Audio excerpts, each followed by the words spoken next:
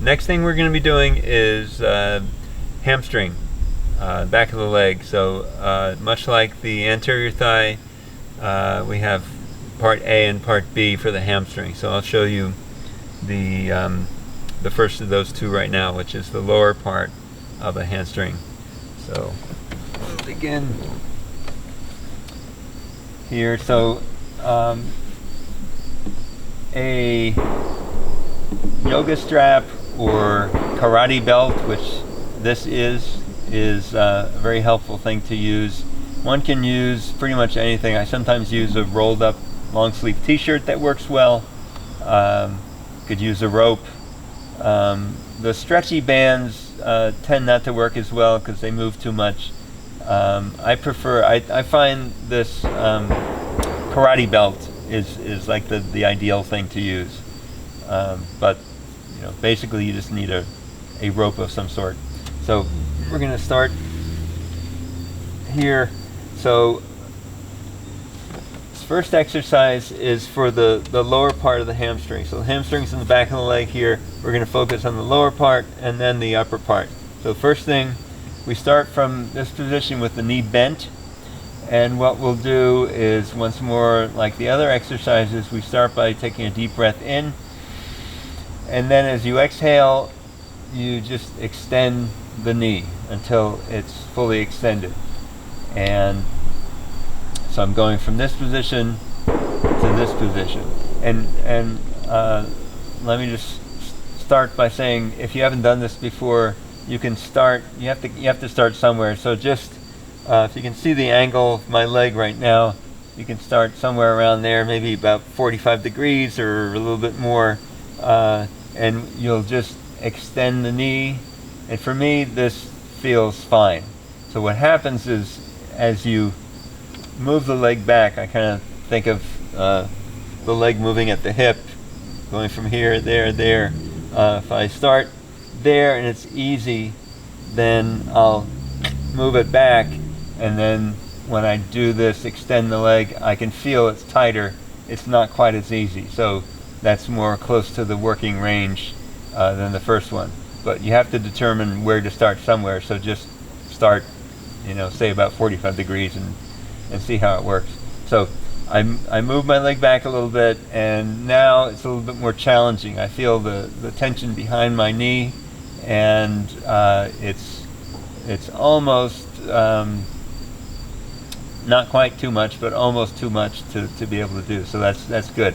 So I'm going to do this and repeat. So take a deep breath and exhale. Do it again. Exhale. And so even just doing that 3 times, it's easier now than it was the first time I did it. So you can gradually move back.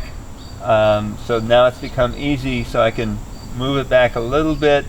And once again, I'm challenging myself because it's harder to do now than it was when it was down, when the leg was down a little bit.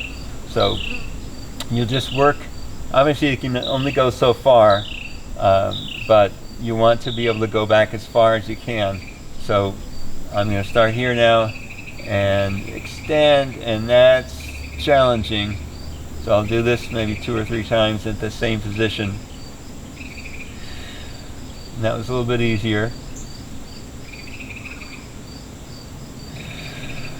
And that's a little bit easier still. So I'm going to move it back. And once more, that's pretty challenging. I'll do it a second time. And a third time. Now for me, this is getting to, close to the end of my range. So this is a good working place for me to do. So if I, just for reference, the angle of my leg at the hip here is about where I'm working in. So I don't need to start way down here, but I'll start somewhere around here and then work back from that as far as I can get. So again, to go over that, you start your knee bent like this, extend it, come back, extend it as you move back, and extend it as you move back. So you're going to do this 10 times.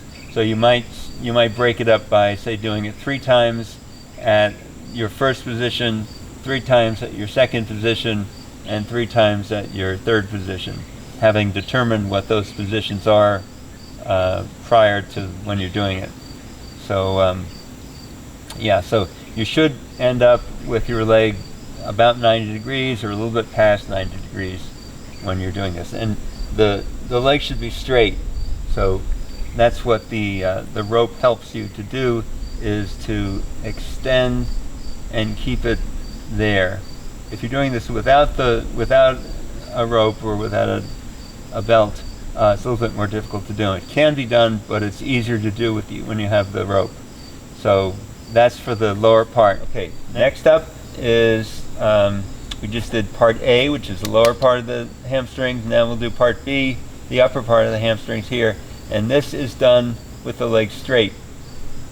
So you'll start from this position with the leg that's being worked and being straight like this, and you will simply take a deep breath, and then you flex the hip with the leg straight, and you go back as far as you can go.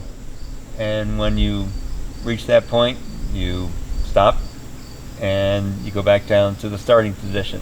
So once again, begin by inhaling, exhale as you move the leg back as far as you can go, and then back down.